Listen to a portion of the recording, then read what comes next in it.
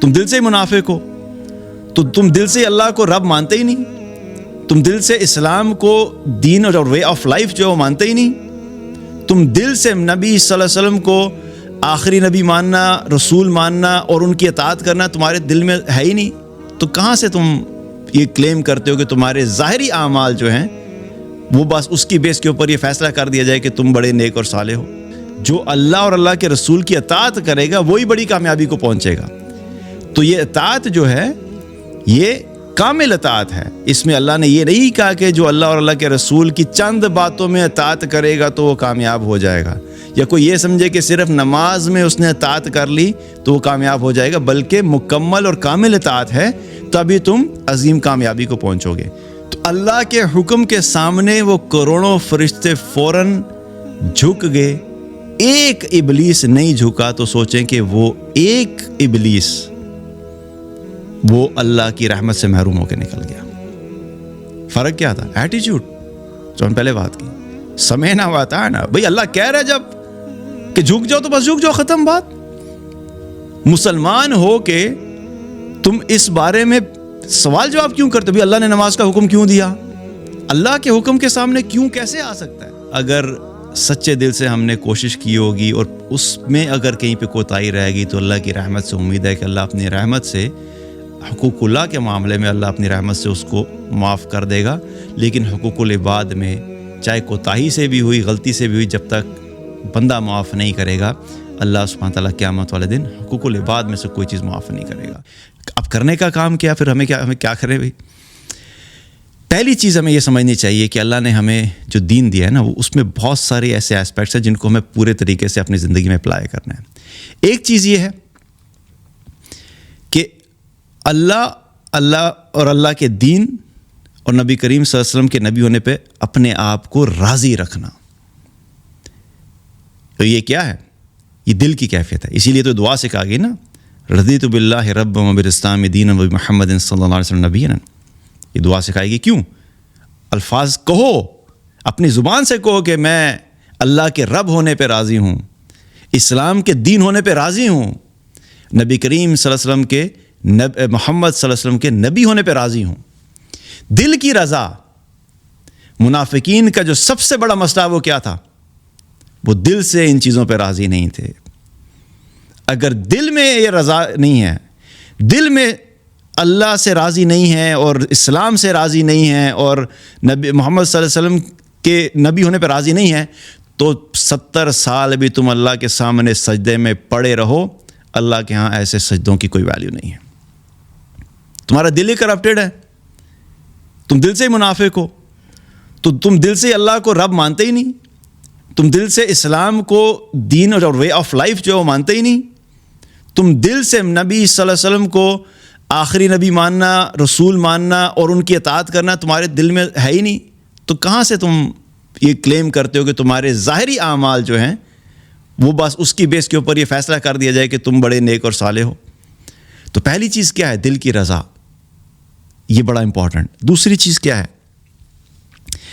کہ ہمارے رویے میں سمینا و اطعنا والا ایٹیچیوڈ آ جائے، یعنی کہ بس اتنا جب پتہ لگ گیا کہ یہ بات اللہ نے قرآن میں کہی ہے تو اس پہ بس ہم کیا کریں؟ ٹھیک ہے، بس اب میں نے سنا اور میں اطاعت کروں گا۔ اگر اتنا پتہ لگ جائے کہ دیکھو بھئی یہ اللہ کے نبی صلی اللہ علیہ وسلم نے یہ فرمایا ہے، یہ کرو، یہ پتہ لگا تو بس میرے لیے اتنا کافی ہے، کیونکہ محمد صلی اللہ علیہ وسلم نے فرمایا اور مجھے کرنا ہے، میں نے سنا اور میں اطاعت کروں گا۔ یہ ایٹیچیوڈ اور یہ رویہ صرف نمازوں میں نہیں، نماز کی حد تک تو پھر بھی ہو جاتا ہے، ہم سنتے ہیں بھی اللہ نے کہا ہے قرآن میں اقیم الصلاۃ، تو نماز قائم کرو، تو میں نماز پڑھتا ہوں۔ نبی کریم صلی اللہ علیہ وسلم نے فرمایا کہ نماز ایسے پڑھو جیسے تم مجھے پڑھتے ہوئے دیکھتے ہو، تو میں ان کو فالو کرتا ہوں، تو نماز کی حد تک تو یہ چیز ہو جاتی ہے۔ لیکن باقی معاملات اور زندگی میں کیا ہے؟ ہم دین کو اتنی ویلیو اور امپورٹنس نہیں دیتے اور صرف ان چند عبادات کے اوپر فوکس ہوتے ہیں، اور باقی اتنا بڑا ایریا جو ہے وہ ہمارے لیے نیگیٹو جا رہا ہوتا ہے اور ہمیں اس کا احساس ہی نہیں ہوتا۔ تو دوسری چیز کیا ہے کہ یہ ایٹیٹیوڈ اور رویہ ہمارے اندر آئے کہ سمینا و اطعنا۔ اور تیسری چیز کیا ہے کہ صرف اتنا نہیں کہ میں نے سنا اور اطاعت کی، کامل اطاعت۔ اللہ اور اللہ کے رسول کی مکمل اطاعت، صرف چند چیزوں میں نہیں، کیونکہ اللہ تعالیٰ نے قرآن میں جو ہے وہ کیا فرمایا کہ یا ایھا الذین آمنوا ادخلوا فی السلم کافہ، اے ایمان والو دین میں داخل ہو پورے کے پورے۔ تو اللہ نے کہیں پہ بھی ہمیں یہ نہیں کہا کہ اے ایمان والو بس تم صرف نماز پڑھ لو دین میں سے، یہ تمہارے لیے کافی ہے۔ پورا قرآن جو ہے وہ وے آف لائف ہے، تو پورے دین کو فالو کرنا۔ اور اللہ تعالیٰ نے کیا فرمایا، اطیعوا اللہ و اطیعوا الرسول، اللہ کے اطاعت کرو، اللہ کے رسول کے اطاعت کرو، پارشل نہیں، مکمل۔ اللہ تعالیٰ نے جو قرآن میں کامیابی کا ذکر کیا تو کیا فرمایا، وَمَن یُطِعِ اللَّهَ وَرَسُولَهُ فَقَدْ فَازَ فَوْزًا عَظِیمًا، کہ جو اللہ اور اللہ کے رسول کی اطاعت کرے گا وہی بڑی کامیابی کو پہنچے گا۔ تو یہ اطاعت جو ہے یہ کامل اطاعت ہے، اس میں اللہ نے یہ نہیں کہا کہ جو اللہ اور اللہ کے رسول کی چند باتوں میں اطاعت کرے گا تو وہ کامیاب ہو جائے گا، یا کوئی یہ سمجھے کہ صرف نماز میں اس نے اطاعت کر لی تو وہ کامیاب ہو جائے گا، بلکہ مکمل اور کامل اطاعت ہے تبھی تم عظیم کامیابی کو پہنچو گے۔ اور اس چیز کے بارے میں اگر دیکھا جائے تو منافقین جو تھے ان کی جو سب سے بڑی مسٹیک کیا تھی، وہ تو نمازیں تو پڑھ رہے تھے لیکن باقی معاملات میں کیا تھے، وہ اللہ اور اللہ کے رسول کی اطاعت نہیں کرتے تھے۔ جو ہی مسجد سے باہر نکلتے تھے تو کیا ہے، اسلام کے خلاف پلاننگ شروع، جو ہی مسجد سے باہر نکلے تو اس کے بعد دین ختم۔ اور شیطان کا بھی سب سے بڑا مسئلہ یہی تھا، کیا ہوا تھا، جب اللہ تعالیٰ نے آدم علیہ السلام کو بنایا تو تمام فرشتوں کو اکٹھا کیا، اور ان میں ابلیس بھی تھا۔ ابلیس جو تھا وہ تو جن تھا، لیکن بہرحال وہ اس مقام کو پہنچ چکا تھا، اللہ نے بلایا سب کو۔ اب آپ سوچیں اللہ کے فرشتے کتنے ہوں گے، اس کا کوئی نمبر تو پتہ نہیں ہے، لیکن سمجھنے کے لیے کہ بے شمار تعداد ہوگی۔ ذرا امیجن کریں وہ سینیریو کہ آدم علیہ السلام ہیں اور بے شمار فرشتے، اور اللہ حکم دے رہا ہے، سب کو کہہ رہا ہے کہ اس کو سجدہ کرو، اور سارے فرشتوں نے سجدہ کر دیا۔ فرشتوں نے یہ نہیں کہا کہ اللہ یہ ہم اس کو کیوں سجدہ کریں، ہم تو نور سے بنے ہیں اور یہ مٹی سے بنا ہے۔ جو غلطی شیطان نے کی تھی کہ میں آگ سے بنا ہوں، یہ مٹی سے بنا ہے، تو میں کیوں سجدہ کروں۔ تو آپ سوچیں کہ اگر کروڑوں فرشتے بھی تھے تو اللہ کے حکم کے سامنے وہ کروڑوں فرشتے فوراً جھک گئے، ایک ابلیس نہیں جھکا، تو سوچیں کہ وہ ایک ابلیس وہ اللہ کی رحمت سے محروم ہو کے نکل گیا۔ فرق کیا تھا، ایٹیچیوڈ، جو ہم پہلے بات کی، سمعنا واطعنا۔ بھئی اللہ کہہ رہا ہے جب کہ جھک جاؤ تو بس جھک جاؤ، ختم بات۔ مسلمان ہو کے تم اس بارے میں سوال جواب کیوں کرتے ہو، بھی اللہ نے نماز کا حکم کیوں دیا، اللہ کے حکم کے سامنے کیوں کیسے آ سکتا ہے؟ خود سے نہیں عمل ہو رہا تو اپنی کوتاہی ہے، اپنی کمزوری ہے، اپنی ناکامی ہے۔ اللہ کے کسی حکم کے سامنے کیوں نہیں کہا جا سکتا؟ ہاں، سمجھنا ایک الگ چیز ہے۔ ایک ہے انسان کوئی دین کا طالب علم ہے، وہ دین سیکھ رہا ہے تو سیکھنے والا سوال الگ ہوتا ہے اور تنقید والا سوال الگ ہوتا ہے۔ یہ فرق ہمیں سمجھنا چاہیے۔ بہت سے لوگ جو ہیں اسلام سے متعلق جب وہ پوچھتے ہیں تو ان کا مقصد سوال کرنے کا یہ نہیں ہوتا کہ ان کو اس چیز کی انڈرسٹینڈنگ نہیں ہے اور وہ انڈرسٹینڈنگ لینا چاہ رہے ہیں، بلکہ مقصد یہ ہوتا ہے کہ ان کے دل کے اندر اسلام کے لیے کوئی جگہ نہیں ہے، اور وہ اسلام کے پوائنٹس کو اٹھا کے اس میں تنقید اور نقص نکالنا چاہتے ہیں۔ جو اس نیت سے سوال کرے گا تو وہ کیا ہے، وہ کبھی بھی سیکھنے والا رویہ نہیں ہے۔